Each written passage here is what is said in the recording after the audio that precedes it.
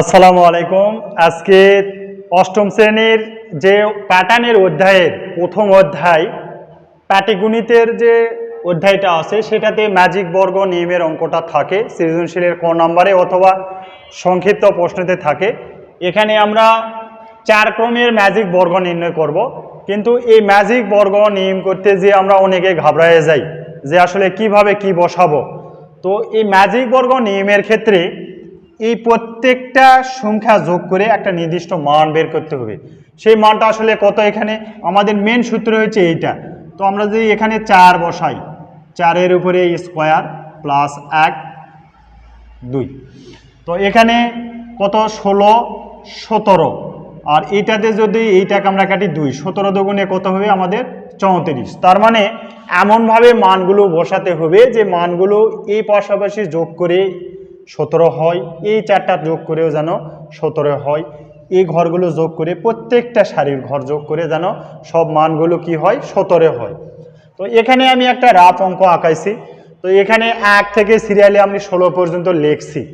তো লেখার পরে আমি কি করব, লেখার পরে এটা হচ্ছে সবচেয়ে সহজ নিয়ম, যেটা আমরা কি করব, কর্নার কার্নির যেটা আছে এই কর্নার ঘরটা আমরা কি করে দিব, কেটে দিব। তাহলে কি করলাম, প্রথমে আমরা সিরিয়ালে লিখছি, কর্নার কর্নার আমরা কি করেছি, কেটে দিয়েছি। দেওয়ার পরে এখানে যে কর্নার যে কাটা চিহ্ন ছাড়া যে মানগুলো আছে এই মানগুলো আমরা কি সিরিয়ালি বসাবো। এখানে আছে 2 আর 3, তাহলে এখানে 2 3, এখানে আছে 5 আর 8 5 8, এখানে আছে 9 আর 12 9 12, এখানে আছে 14 আর 15 14 আর হচ্ছে 15। এই যে মানগুলো কাটা ছাড়া যেগুলো ছিল এগুলো আমি কি এখানে বসাইছি। এখন এই বরাবর যে কাটা মানগুলো আছে সেটা কি করব, আমরা উল্টাভাবে সাজাবো। কি করব, উল্টাভাবে সাজাবো। এখানে কত আছে, 4 আছে, তাহলে এই 4 উপরে ছিল, আমরা কি উল্টাভাবে নিচে লিখছি। তারপর কত আছে, 7 আছে, 7 এখানে বসাবো। তারপরে কত আছে, 10 আছে, 10 এখানে বসাবো। তারপরে কত আছে, 13 আছে, 13 এখানে বসাবো। এই পাশে যে কর্নার কোণে ছিল সেটা আমরা কি উল্টাভাবে সাজাবো। এখানে কত ছিল, এই কর্নারে 16 ছিল, তাহলে আমরা বসাবো এখানে বসাবো 16। তারপরে কত আছে, 11, এখানে 11 বসাবো।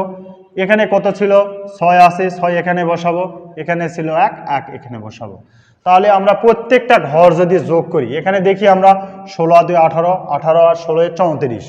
এখানে দেখি 16 আর 5 21, 21 আর 9 30, 30 আর 4 34। এবার আবার দেখি 18 19, 19 আর 15 34।